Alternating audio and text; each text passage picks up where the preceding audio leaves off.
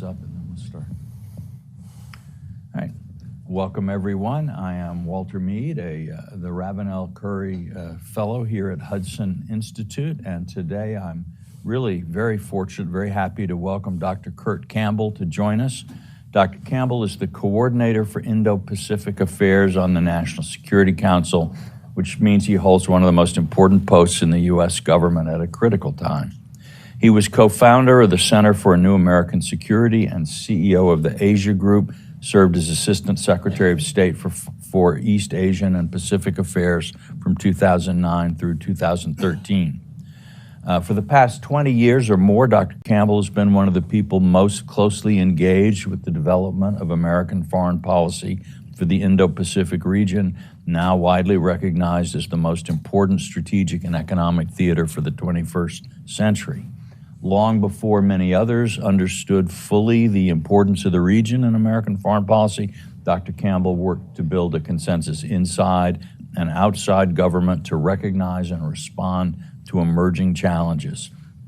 His contributions to American policy and strategy in the region are widely recognized around the world. Here at Hudson, we're honored to have you. We thank you for coming. We appreciate what you're doing.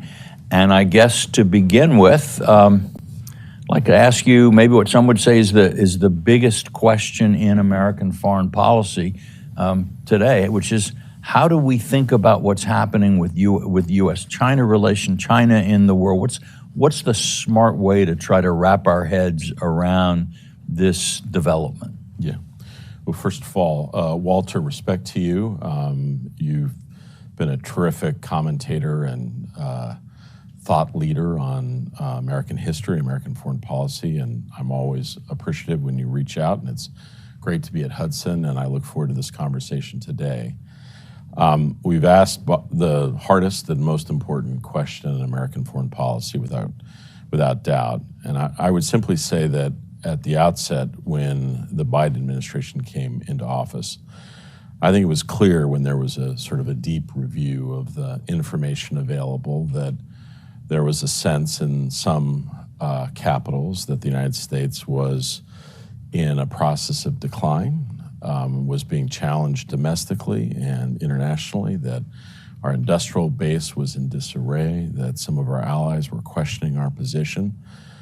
I think there was a general acknowledgement that the Trump administration had correctly identified some of the challenges that the United States were facing with respect to China's rise, China's increasingly provocative activities on the global stage.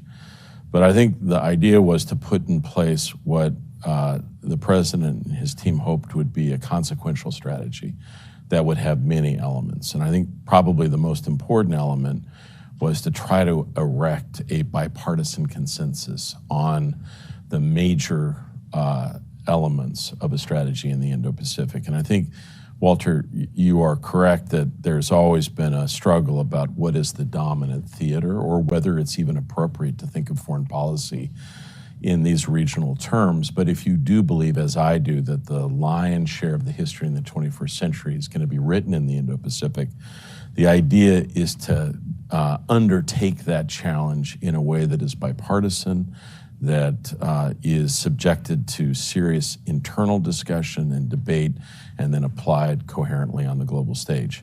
So I think, the president's general instincts are to try to work even when it's difficult in a bipartisan way. We saw that exhibited last week with respect to the budget deal. But I think beginning first with a series of discussions with partners and friends in the think tanks on Capitol Hill, I think the elements of our strategy are these. First, to invest domestically with respect to technology and capabilities. And I recognize there's lots of contention about that, questions about is there a better way to seed technology to bring manufacturing home.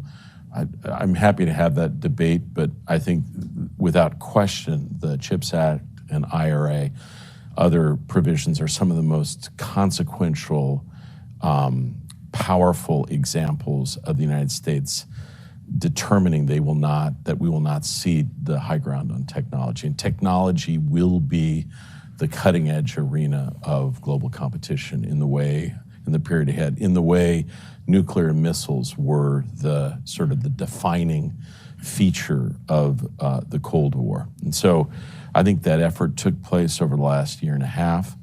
Simultaneously, I think what we have sought to do is to build and sustain a innovative and complex set of engagements with allies and partners. And we can talk about that in our discussion today. And that means doubling down on our bilateral relationships with Japan and South Korea and Australia, our key partners in the Indo-Pacific, linking the Indo-Pacific more with Europe. I think one of the appropriate criticisms, Walter, of the pivot that preceded this in the past was that somehow we gave the impression that we were turning away from Europe and that we were focusing exclusively on the Indo-Pacific. And I think anyone who has ever followed anything about American foreign policy understands that everything that we have done of consequence in our history, we have done largely with Europe.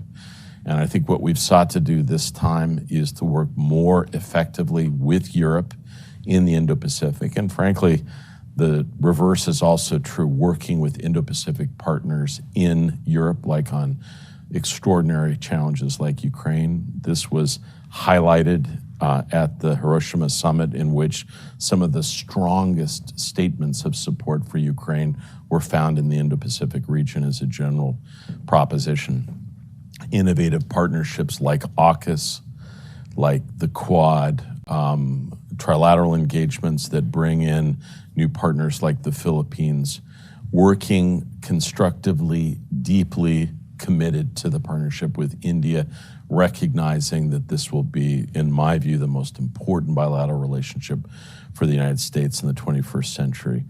But basically trying to weave all these together in a way that sends a comprehensive message of American engagement in the region, and really weaving together a group of countries who believe in the operating system that we and other countries have helped create over 40 years in the Indo-Pacific, that has provided the greatest period of prosperity in our history. And then lastly, to undertake a careful, responsible, pragmatic diplomacy with China, recognizing that China is going nowhere, that it is important to ensure that there is appropriate diplomacy on the critical issues of our times, whether it's climate change or fentanyl or Iran, North Korea, Ukraine. Those are all topics in which it's important to compare notes, to see if we can avoid challenges, and to see in certain circumstances whether there are alignments. And would you say at this point you feel that we're making progress with China on finding some areas of mutual cooperation? We're reading a lot of press accounts now that it's not going particularly well. I think that's an enormous challenge. I think that would be going too far. I think the more important thing to underscore at this stage, Walter, is that the lines of communications are opening up, and we are able to lay out more constructively our areas of interest and concern. And I would highlight that one of the things that you heard from Secretary Austin in Shangri-La, was the importance of the United States and China establishing mechanisms of communication, procedures for crisis management. China is increasingly a great power. Her forces rub up against ours much more than they did in the past. The potential for miscalculation, inadvertence is real and growing. During the Cold War, we managed to effectively create mechanisms that would allow for crisis communication in moments of unintended conflict or tension. I think it'd be fair to say we've been unable to do that yet with China. China has been reluctant to embrace and engage in some of these mechanisms. I think there was practicing dangerous navigational tactics against a freedom of navigation mission in the Taiwan Straits. I think was absolutely clear about why this is so important. Yep. we will definitely be talking about the regional context more, because one of the things I really do appreciate about your approach is understanding that one doesn't talk about China in separation from the rest of the region. It doesn't make sense. But just in terms of U.S.-China relations and the potential for some kind of really dramatic crisis that would reorient everything, we've heard a lot of statements from people in the U.S. military and from others in the administration about the danger that even in the rather short term, China might take action across the Taiwan Straits, or otherwise trying to compel Taiwan to accept sort of a mainland diktat over the future. How worried are you that something might happen relatively quickly? Well, look, Walter, you put your finger on it. We have to remain vigilant. And I think, as you've seen in almost every one of our engagements, we are enlisting other countries and institutions to make the case publicly that we all have an interest in the maintenance of peace and stability across the Taiwan Strait. So I do believe that vigilance, important signaling, preparation, these are all essential features of the mission that the United States has been engaged in for decades, which is indeed this maintenance of peace and stability across the Taiwan Straits. We recognize the remarkable achievements of Taiwan, both in terms of its democracy and its technology. We herald that, we support it, we want to sustain it. At the same time, I think we also have to be attentive, not just about the bolt from the blue, Walter, but the challenge of the inadvertence, the miscalculation, the bumping into fighter planes and things like that can have unintended consequences. And so I think our objective at this time is to take the necessary steps to ensure that our deterrent message and actions, which are not simply military, they're across the board, are strong, are durable, are well understood, publicly communicated, and at the same time also take the necessary steps to try to prevent circumstances where unintended consequences can have terrible consequences. You've spoken of technology as a key element in U.S. policy, and certainly it becomes clearer every day that the information revolution, information tech is becoming critical to international power, to the economic future. And there's been a lot of talk over the years about intellectual property and espionage, subsidies from China. How is the administration working to preserve what I think some have called the commanding heights of information technology? Well, first of all, Walter, let me just say that one of the great challenges is that if you believe that the dominant issues that will translate into national power, the effectiveness in our ability to maintain global leadership with respect to semiconductors or AI or biology, synthetic biology, robotics, you can go down the list. There are a number of key technologies that are absolutely essential. This requires a very complex set of activities. It means protecting certain areas that you believe are essential in terms of your own domestic innovation, seeding some of those where necessary, working collectively with allies and partners, and then also making sure that you're taking not just bilateral but collective steps to prevent the seepage or the stealing of critical high-end capabilities to other countries.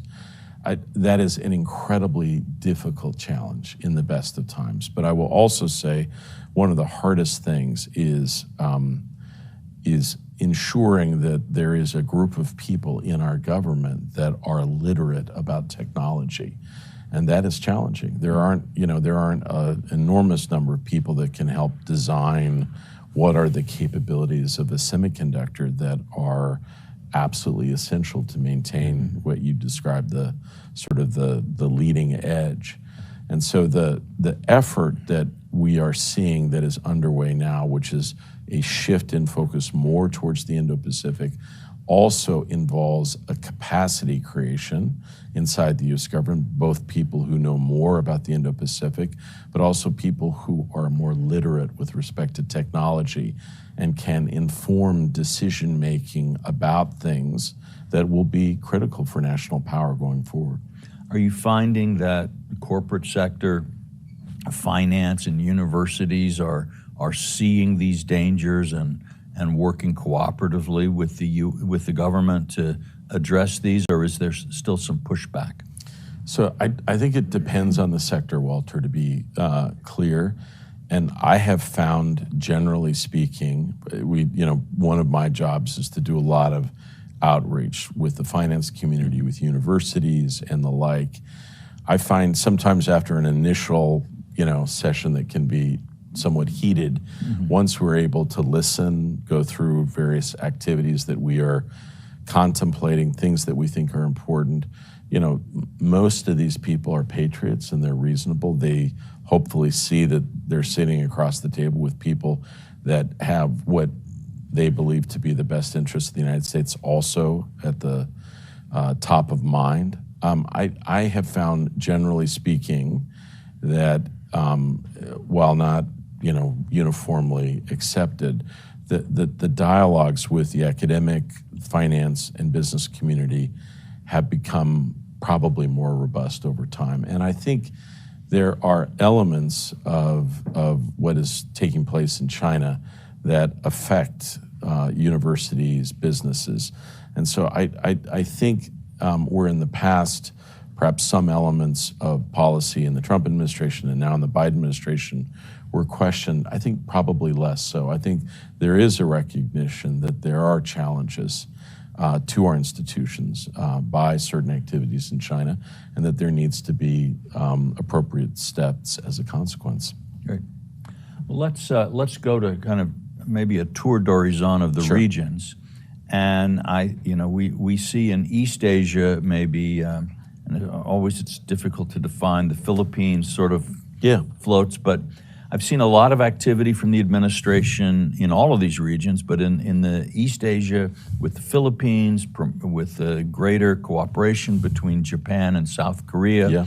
Yet at the same time, we're seeing the Chinese being more active around Taiwan and in the Straits, and we're certainly seeing North Korea continuing to raise issues of concern. How does the administration look at East Asia, and where are you confident that you're succeeding, and what worries you? Yeah.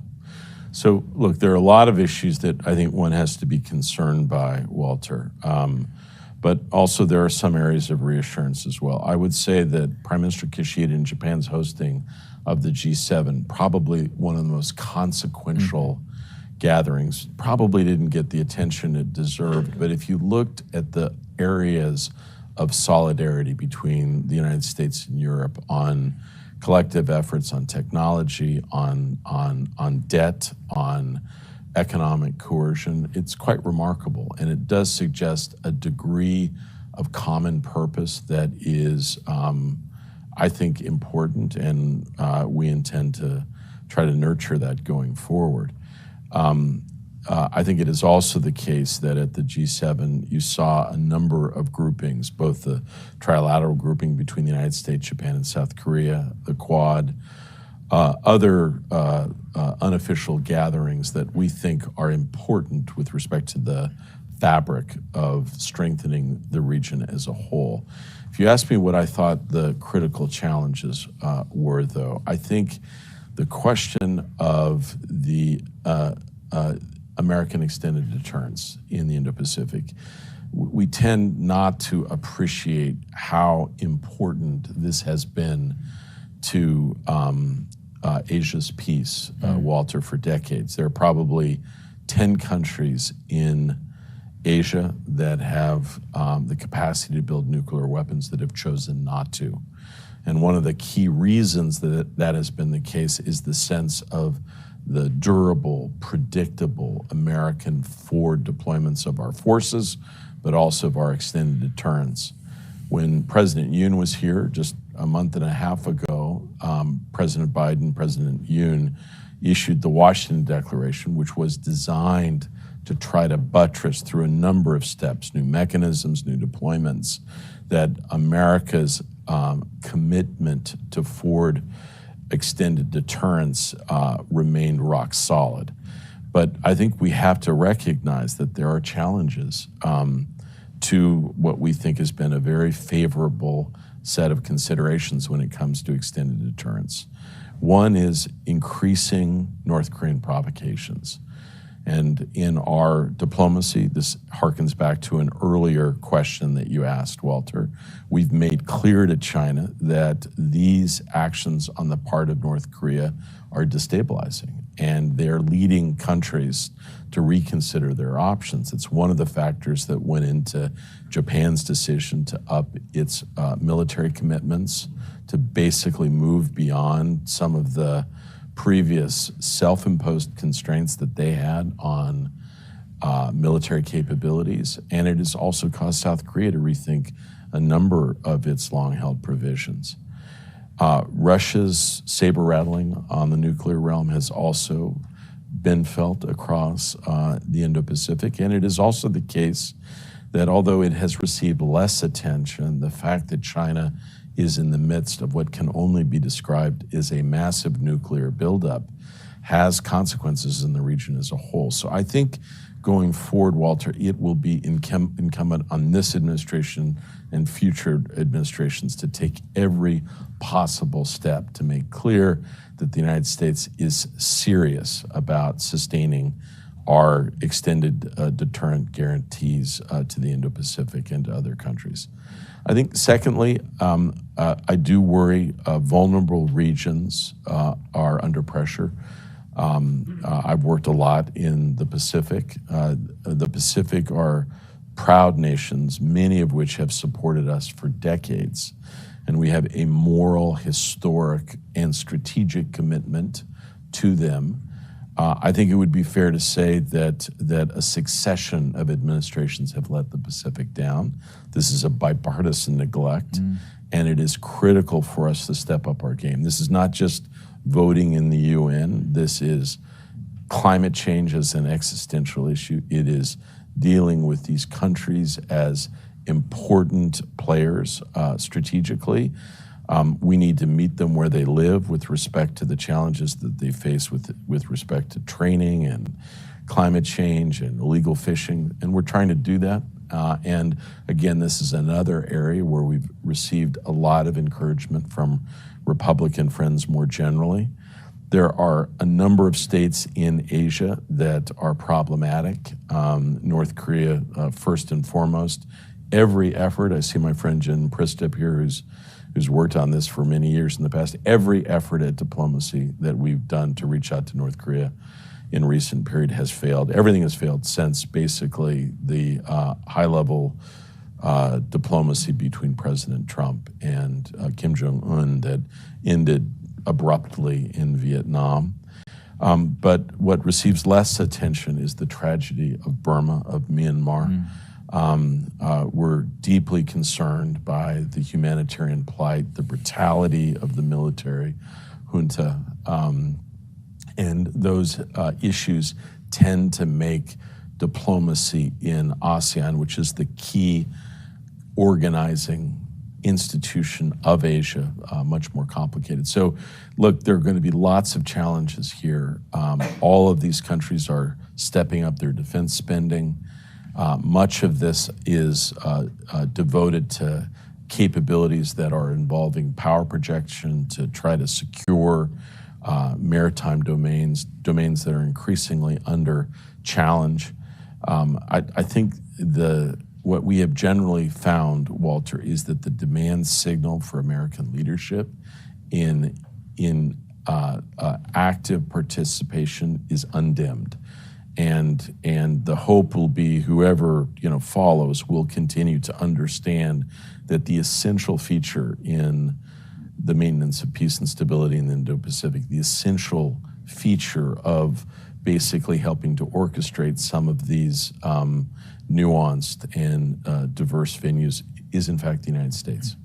Do you find in Asia that there's concern that the U.S. will be distracted by Ukraine and the crisis with Russia from a focus on the Indo-Pacific? I would be, at the outset, I would be lying if I didn't acknowledge that I probably had some concerns for that. I don't think that should dim in any way our commitment to what's going on in Ukraine, but what we have found has been actually completely the reverse. Our diplomacy with the Indo-Pacific, if anything, has stepped up. Our diplomacy with Europe has stepped up. The connections that have formed for a variety of reasons, there is an undeniable connection to what happens in Ukraine, has implications for peace and stability in Asia, and that is not lost on any country in the region as a whole. So if anything, it has led to a deeper, more fundamental commitment to the Indo-Pacific. I think largely because there is probably a greater recognition for what the stakes are involved. Let's turn to India, because Prime Minister Modi is coming to Washington very soon for what looks to be one of the highest profile visits by a foreign leader. State dinner, joint address to Congress. It's a lot of deliverables seem to be falling into place. What's your hopes for what will happen with this visit? My hope is that this visit basically consecrates the U.S.-India relationship as the most important bilateral relationship for the United States on the global stage, and that we effectively make it into sort of escape velocity. And what I have seen in my own period of engaging with India, one of the most important things that has been developed in this process, yes, there will be deliverables, yes, there will be discussion about areas where we are united, areas where we still continue to have concerns. Both the United States and India are imperfect democracies. We both have challenges. I think we will be discussing it in that context. But I think what has also developed more and more between the United States and India is a degree of trust and confidence that frankly was not present a decade ago. And I think our goal will be to seek to build on that. Mm-hmm. And that certainly seems to be a bipartisan consensus as far as I believe it is. I believe it is. And I think everyone understands the critical role that India is playing on the global stage. That role is not, Walter, simply strategic. Many business groups, investment groups are looking at India as part of a strategy to diversify globally, new supply chains, new investment opportunities. The most impressive diaspora I've engaged with, Indian Americans in the United States, who are proud and pleased with what they see generally in terms of the embrace going forward. I think the hope will be to open up venues and activities for more investment, for more people to people. Our universities need to train many more engineers and high-tech people.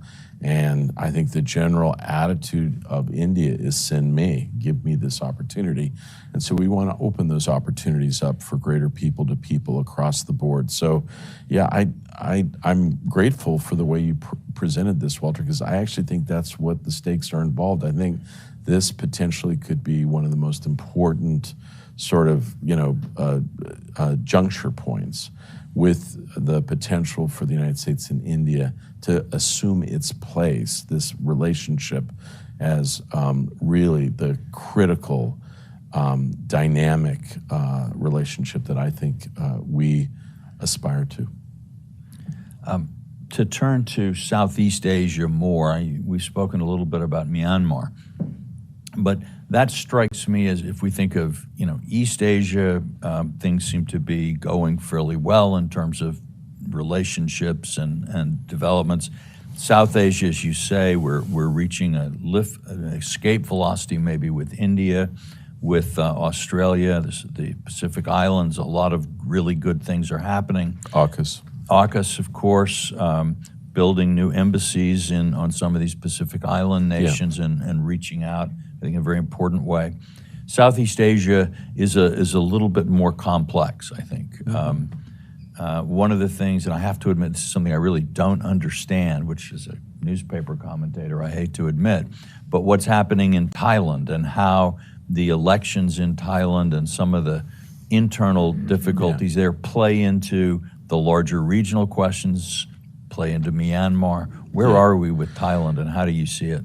Let me give you a larger picture if I can. Obviously, we engage ASEAN as an institution, and they convene the dominant diplomacy of the Indo-Pacific, and we think that's important, and the president has paid heed to that, hosted all the ASEAN leaders here last year, intends to engage actively with the ASEAN leaders. But it is also important, Walter, to recognize that ASEAN is made up of key countries, and we have to basically engage intensively with a couple of those countries, which we think will play a key role going forward. For me, the countries that I think you're beginning to see will play a central role in American strategy.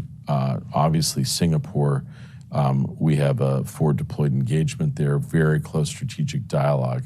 They are more an enduring, although they will face leadership changes, but an enduring feature in American strategy. But I would say Vietnam and the Philippines, with the recent visit of President Marcos, which really has ushered in a new period of closer partnership between Washington and Manila, reminiscent, but frankly different and deeper than the kind of partnership that we had during much of the Vietnam War. And we're looking forward to consequential diplomacy with Vietnam, and we recognize Vietnam's key role as a destination for more investment in technology. They have a keen strategic interests. They have they've played a decisive role in insisting on how to interpret issues with respect to the South China Sea. So I think those areas are of critical importance. Thailand, we've watched carefully the election. This is a delicate phase in terms of the formation of a government.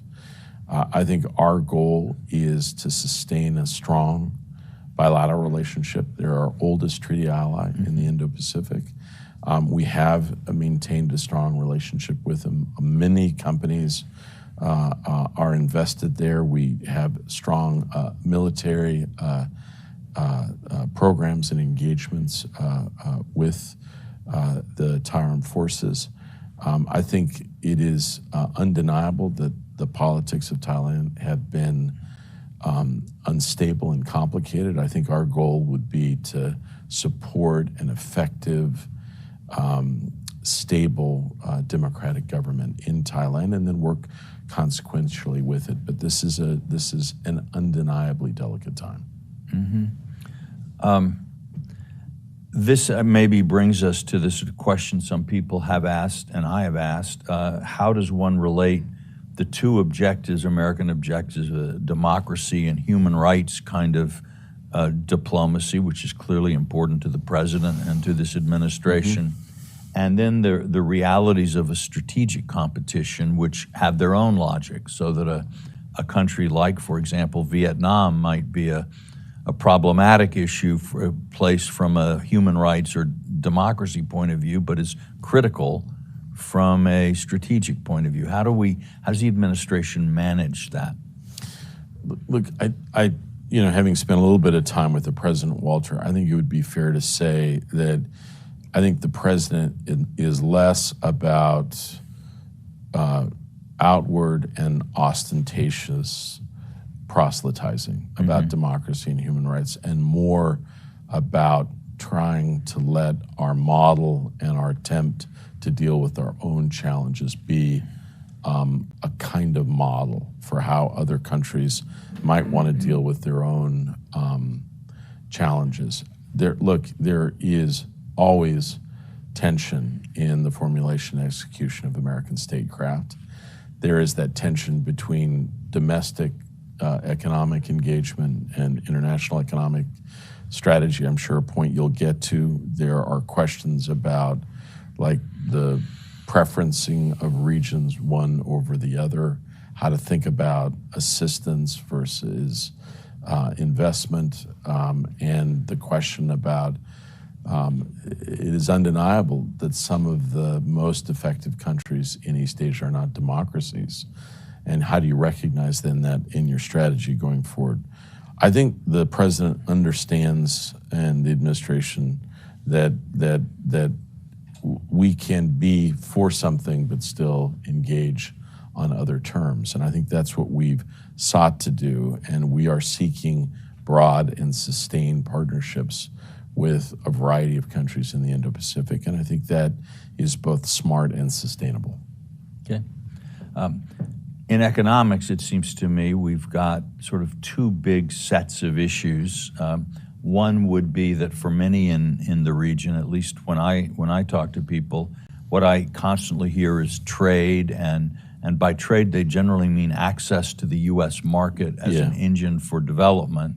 It's probably important for folks watching this to understand that we're talking about many countries where there's deep poverty and a tremendous social pressure to increase living standards, especially now that with cell phones and the internet, people are much more aware of the gap between their living standards and other parts of the world, and this becomes a real source of worry and political instability. The U.S. leadership on free trade is widely seen there as a great engine for growth. Here, it's a much more controversial topic now, both on the left and in parts of the right these days. So how does the Biden administration plan to navigate this particular shoal? Well, look, first of all, Walter, I think I like the way you began this, put this in the larger context, what some of the challenges are. Trade is contested politically inside the United States, but there are some facts that are just undeniable. First of all, the U.S. market is one of the most open markets of any country in the world. Trade with Asia last year was at an all-time high. It is also the case that American investment, we are by and large the largest investor in the Indo-Pacific in many different countries. And so we are deeply intertwined, and our commercial and investment sector view the Indo-Pacific as the dominant theater for the 21st century. So that is all undeniable. I think it is the case that there is a belief that some of the previous trade negotiations tended to focus on areas that were perhaps more controversial now. Corporatist interests that were perhaps not as transferable to the lives of, you talked about the lives of people outside of the United States looking in. I think we also have to be attentive to those people who are affected by global trade, particularly what might be described as unfair global trade, some of the things that we've seen, particularly with respect to the practices of China. So I think it would be fair to say that there has been an effort to reconceptualize certain areas that we think are going to be central going forward. Supply chains, issues associated with climate, labor, a variety of provisions, taxation that we think are crucial elements of economic engagement. And so what the Biden administration has sought to do with IPEF is to create a really new kind of venue in which many of these issues would be hammered out in ways that would level the playing field, create more predictability with respect to critical minerals and vulnerable supply chains, and essentially feature a enhanced ability to do business, not just with the dominant economies of Northeast Asia, but dynamic, important economies of Southeast Asia. So for the first time, India is involved in a trade negotiation like this with the United States, so as Fiji, a Pacific Island nation. So these, obviously there are questions about how significant this will be.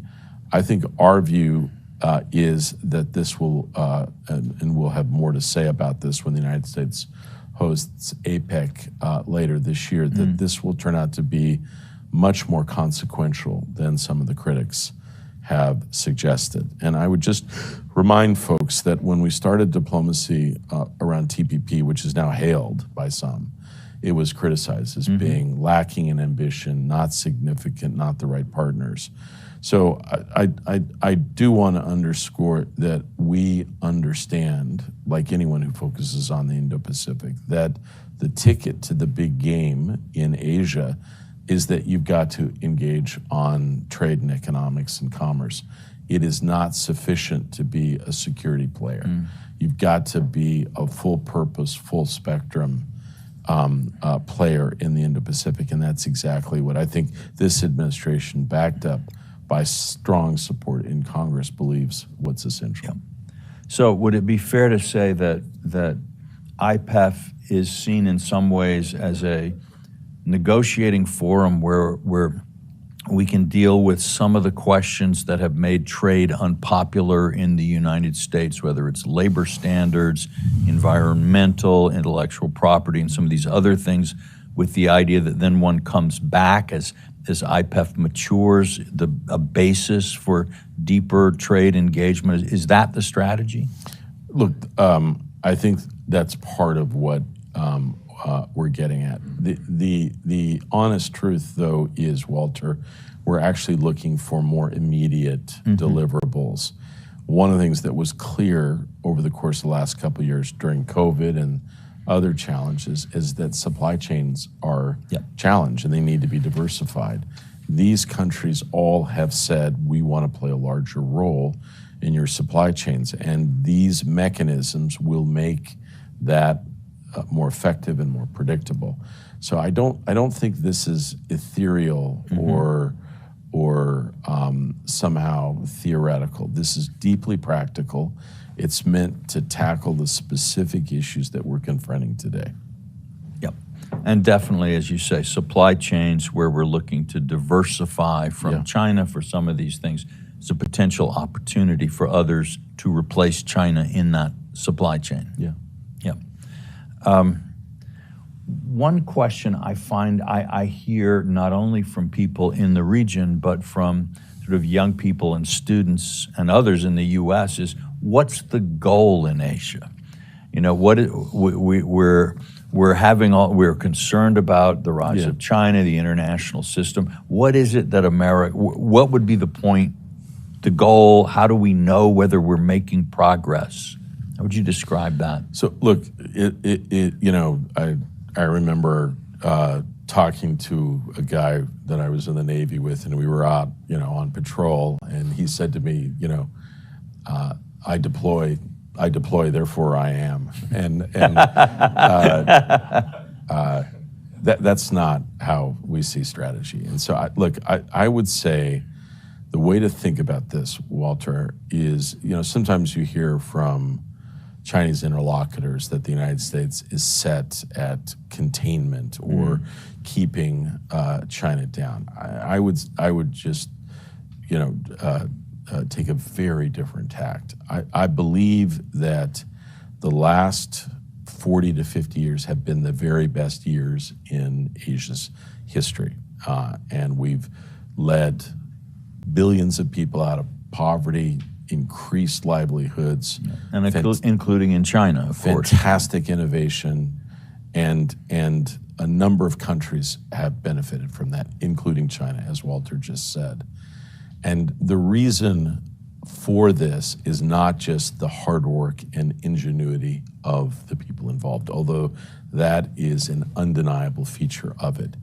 It is that this happened within a larger context in which this, what we might describe as an operating system, to stay with technology, this operating system that the United States helped create and sustain with the support of others, which has many factors with it: the forward deployment of American forces, the commitment to peaceful resolution of disputes, the ideas of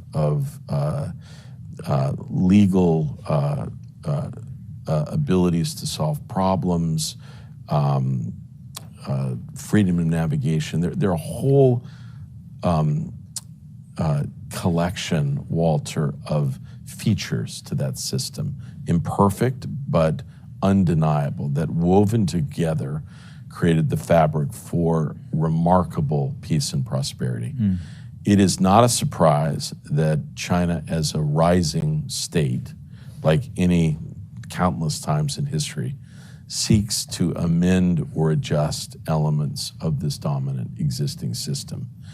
But I think the concern that we and other countries in the Indo-Pacific has is that many of these changes, if implemented, like economic coercion or arbitrary territorial features, you can go down the list, if implemented, would have very negative consequences for the livelihoods of countries and people in the Indo-Pacific, and I would argue maybe even for China. And so I see much of what the United States is seeking to do is to preserve, sustain, and update an operating system that has worked remarkably well for us. And so frankly, we've found that many other countries in the Indo-Pacific and indeed in Europe recognize the salience of that argument and want very much to be part of the effort to sustain a series of mechanisms and institutions that have been stabilizing. We all recognize that they have to evolve. They have to increasingly deal with the challenges of the global South, poor peoples, but at the same time recognizing some of the key features of the global system and how it's been very good to us. And so I sense that I think we can do a better job, Walter, in explaining this. Sometimes these, what look like, why are we prosecuting freedom of navigation? Why do we insist on statements in the G7 that talk about lending practices that create more poverty? Why are we focused on economic coercion? It is because if these practices become dominant, we believe that it will have a deeply antithetical set of interests or consequences for the region that we care so very much about. That's probably an inadequate answer, but I do not believe this is about sustaining American dominance or somehow seeking to keep any country down. This is simply about a set of steps that we believe that are in the best interests of the lion's share of the countries in the Indo-Pacific and Europe. Let me just take the liberty of throwing out some thoughts I've had about trying to frame this problem, because I do basically agree with everything you just said. But when I look at the history of Asia and of the American engagement in the Indo-Pacific, it looks to me like we've had a series of crises essentially driven by uneven development, so that the British and the Europeans established colonial empires because they achieved kind of industrial development earlier than Asian societies. Then in Asia itself, Japan develops earlier than others, which creates a kind of an unhealthy sense in Japan of its regional role and led to untold tragedies. Today, something similar with China, as the Indian economy was 65% of China's in 1980 and is about 17% today. Wow. And that imbalance, in a sense, sort of can create unreasonable expectations in China about its role, but also creates real imbalances that an external power like the U.S. takes an interest in. And possibly if we were to think that that if Asia were to all be developing, that we reach the point of full development of Asian societies, there's a kind of a natural balance of power, natural order in the region that no one country, even certainly not us, but even India and China couldn't think about a hegemony in a place that's so rich and so large. And maybe part of our role is to allow that natural development of Asia towards some kind of peaceful state. Is that a useful way to think about things? I'd want to think about it a little bit more, Walter. It's interesting. I would say that, look, taking the longer view, like let's say the last 40 or 50 years, but I would say that we tend to get in trouble during periods in which American power is questioned. And we've seen that on a number of occasions. We saw it during the Korean War when our forces were overrun at the beginning. A lot of questions about whether the fighting spirit was lost after the victories of the Second World War. Many of our closest allies were concerned by the rout in Vietnam, subsequently thinking about their own nuclear developments, going their own way. It took real courage of people in the Reagan administration to reassert American power in East Asia. At the end of the Cold War, there was a sense that the United States and Russia, the Soviet Union, had exhausted one another, and Japan had prevailed. And then during the economic crisis in 2007, 2008, a sense that for all of our lecturing that American financial institutions had been shown to be imperfect, during much of that, questions about American staying power and American commitment, and that is seeded and furthered by questions about either domestic disarray or preoccupation, right? And so I think my biggest takeaway, Walter, during this period is that if we can send a signal of American constancy and engagement that's bipartisan, that is resourced, that is not just military, and that we are seen as a steady and a deeply engaging presence across all political players along the lines that your previous question. And frankly, most of these countries want to see a careful, purposeful diplomacy between the United States and China. If we can do that, I think it is easier to sustain the kind of peace and stability that you describe.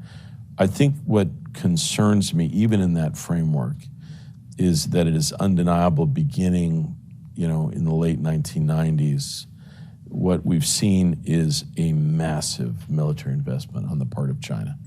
And that's not something that's noted just by the United States, but by every country in the region. And I've had many diplomatic interlocutors in Southeast Asia and elsewhere say, why do they need this kind of investment? Shouldn't they be investing more in the healthcare system or in retirement and the like? And so those questions remain, and I think the imbalances are clear, but it's not just the imbalances, it's what you spend your public financing on. And some of those military investments are creating anxieties. And people don't always talk about it, but they are creating anxieties across the region as a whole. So my general answer to you, Walter, is that if you ask me again what's necessary, I think institution building, true norm building, in which we learn some of the lessons of the WTO and like how allowing certain state activities to undermine practices, creating problems in host countries and undermining the public support for trade. Those are all things that we have to be attentive to. But at the same time, I do believe it is going to be strong, purposeful American engagement that will turn out to be decisive. Yep. Well, thank you very much. You've Thank you, been Walter. generous with your time and generous, I think, with the range of your answers. Thank you to the audience for coming. We won't be engaged in a Q&A today. Okay. Thank you, Walter. And Thank you. It's okay about that part. And I know you've got some important engagements that you have to get to, so we'll try to let you get going quickly. But again, thank you all for coming, and thank you very much. It's great to see you.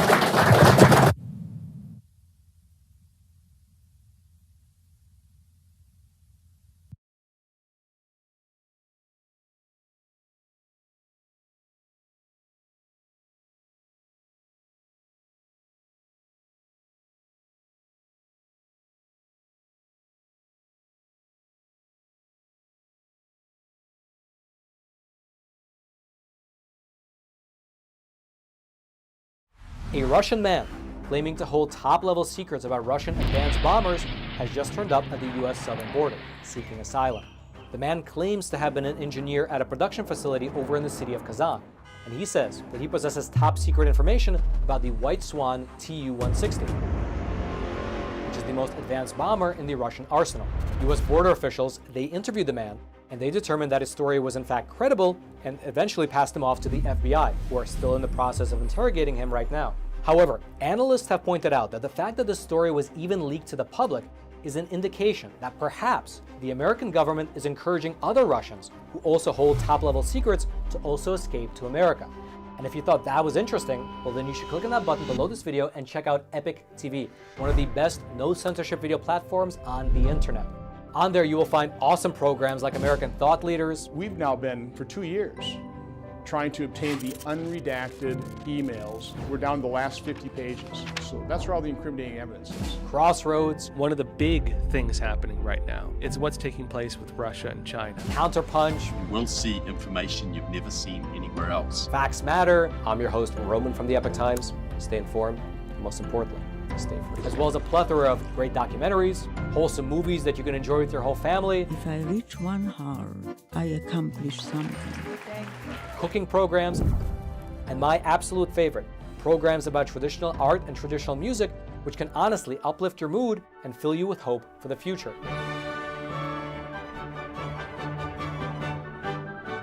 And the best thing about Epoch TV, at least in my opinion, is that there's no corporate backing and there's no allegiance to some anti-American agenda. How dare you come to this peaceful community and try to scam these people? What the hell are you talking about?